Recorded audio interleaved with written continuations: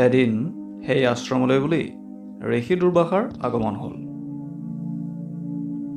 মহাৰাজ দুষ্যন্তৰ লগত হোৱা বিৰহৰ কাৰণে শকুন্তলাই তেওঁৰ আগমনৰ বিষয়ে জ্ঞাত নহ'ল। সেয়ে তেওঁ ঋষি দুৰ্বাসাক যথোচিত স্বাগত কৰিবলৈ সমৰ্থ নহ'ল। কিন্তু ঋষি দুৰ্বাসাই এয়া এক নিজৰ অপমান মানি ক্ৰোধান্বিত হৈ তেওঁক শাপ দিলে আৰু ক'লে, যাৰ ধ্যানত মগ্ন হৈ তই মোক নিৰাদৰ কৰিলি, তেওঁৱেই তোক পাহৰি যাওক। এনেদৰে ক্ৰোধাগ্নিত ঋষি দুৰ্বাসাৰ দ্বাৰা শাপগ্ৰস্ত হৈ শকুন্তলাই তেওঁৰ চৰণত ধৰি ক্ষমা প্ৰাৰ্থনা কৰিব ধৰিলে। শকুন্তলাৰ এনে বিনম্ৰ আচৰণত তেওঁৰ দয়া উপজিল আৰু ক'লে, যদিহে তেওঁৰ প্ৰেমৰ প্ৰতীকৰূপে কোনো চিহ্ন আছে, তেনেহ'লে সেয়া দেখা পালেই তেওঁৰ পুনঃ স্মৃতি ঘূৰি আহিব।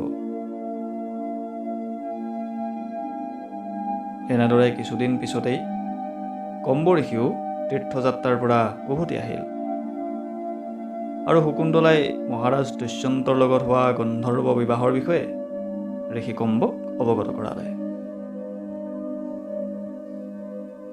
সেই মহৰ্ষিয়ে নিজ বিবাহিত পুত্ৰী শকুন্তলাক নিজ শিষ্যৰ লগত হস্তিনাপুৰলৈ বুলি পঠাই দিলে। এইদৰে গৈ থকাত তেওঁলোকে যাত্ৰাৰ মাৰ্গত এটি সৰোবৰ পালে। তাকে দেখি শকুন্তলাই তাতেই মুখ হাত পখালোতে হঠাৎ মহাৰাজ দুষ্যন্তই দিয়া আঙঠিটো সৰোবৰত পৰি গ'ল আৰু সেই আঙঠিটো এটি মাছে গিলি পেলালে। মহাৰাজ দুষ্যন্তৰ ওচৰ পাই শিষ্যসকলে শকুন্তলাক মহাৰাজৰ হাতত অৰ্পণ কৰিলে আৰু ক'লে, তেওঁ যেন শকুন্তলাক পত্নীৰূপে স্বীকাৰ কৰে। কিন্তু দুৰ্ভাগ্যবশতঃ দুৰ্বাসা ঋষিৰ শাপৰ প্ৰভাৱত তেওঁ শকুন্তলাক পাহৰি পেলাইছিল। সেয়ে তেওঁ শকুন্তলাক অস্বীকাৰ কৰিছিল, আনকি শকুন্তলাক তেওঁ ব্যভিচাৰিণী পৰ্যন্ত আখ্যা দিছিল।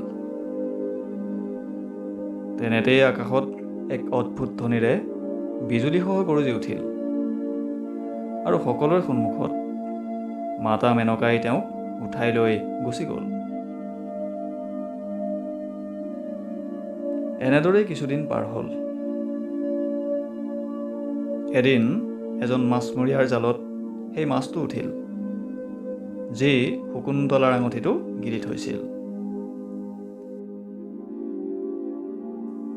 যেতিয়াই মাছমৰীয়াই সেই মাছটো কাটিলে, তেতিয়াই তাৰ পেটত সেই আঙঠিটো ওলাল।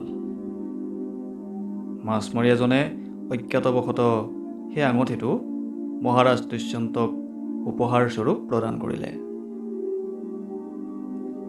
আঙঠিটো দেখাৰ লগে লগেই মহাৰাজ দুষ্যন্তৰ স্মৃতি পুনঃ ঘূৰি আহিল আৰু তেওঁ কৰা কৰ্মকাণ্ডৰ বাবে নিজেই অনুশোচনা কৰিব ধৰিলে। মহাৰাজে শকুন্তলাক বহুত বিচাৰিলে, কিন্তু ক'তো সন্ধান নাপাইছিল। কিছুদিন পিছত যেতিয়া দেৱাসুৰ সংগ্ৰাম হ'ল, তেতিয়া দেৱৰাজ ইন্দ্ৰৰ নিমন্ত্ৰণ পাই তেওঁক সহায় কৰাৰ হেতু মহাৰাজ দুষ্যন্ত ইন্দ্ৰৰ নগৰী অমৰাৱতীলৈ গ'ল। সংগ্ৰামত বিজয়ী হোৱাৰ পিছত যেতিয়া তেওঁ আকাশমাৰ্গেৰে হস্তিনাপুৰলৈ বুলি ঘূৰি আহিছিল, তেনেতে কাশ্যপ ঋষিৰ আশ্ৰম তেওঁৰ দৃষ্টিগত হ'ল। তেওঁক দৰ্শনৰ বাবে মহাৰাজ তাতেই ৰ'ল।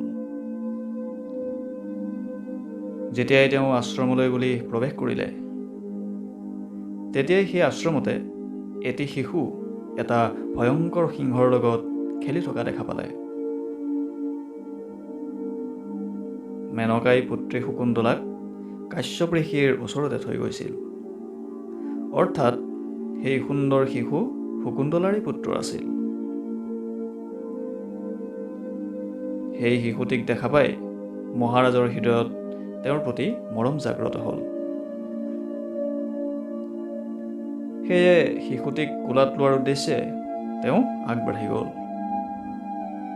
কিন্তু তেনেতেই শকুন্তলাৰ সখীয়ে চিঞৰি উঠিল আৰু ক'ব ধৰিলে, হে ভদ্ৰপুৰুষ, আপুনি শিশুটিক নুচুব, অন্যথা তেওঁৰ বাহুত বান্ধি ৰখা সেই কলা সূতাই সৰ্পৰ ৰূপ লৈ আপোনাক দংশন কৰিব।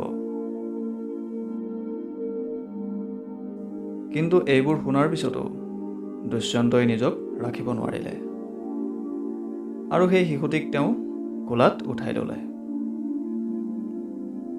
তেতিয়াই সখীয়ে আশ্চৰ্যকিত হৈ দেখা পালে যে শিশুটিৰ বাহুত বান্ধি ৰখা সেই ক'লা সূতাখিনি ছিঙি ভূমিত পৰি গ'ল। সখীয়ে এই কথা জানিছিল যে শিশুটিক যেতিয়াই তেওঁৰ পিতৃয়ে স্পৰ্শ কৰিব অথবা কোলাত ল'ব, তেতিয়াই সেই ক'লা সূতাখিনি ছিঙি পৰিব। সখীয়ে অতি প্ৰসন্ন হৈ সম্পূৰ্ণ বৃত্তান্তই গৈ শকুন্তলাক শুনালে। শকুন্তলা মহাৰাজৰ ওচৰলৈ আহিল। মহাৰাজেও শকুন্তলাক চিনি পালে। তেওঁ কৰা অপব্যৱহাৰৰ বাবে শকুন্তলাৰ ওচৰত ক্ষমা প্ৰাৰ্থনা খুজিলে আৰু কাশ্যপ ঋষিৰ আজ্ঞা লৈ পুত্ৰসহ তেওঁক হস্তিনাপুৰলৈ লৈ আহিলে। মহাৰাজ দুষ্যন্ত আৰু শকুন্তলাৰ সেই পুত্ৰৰ নাম আছিল ভৰত। পিছলৈ সেই ভৰত এজন মহান প্ৰতাপী সম্ৰাট হ'ল আৰু তেওঁৰ নামৰ পৰাই আমাৰ দেশৰ নাম ভাৰতবৰ্ষ নামেৰে পৰিচিত হয়।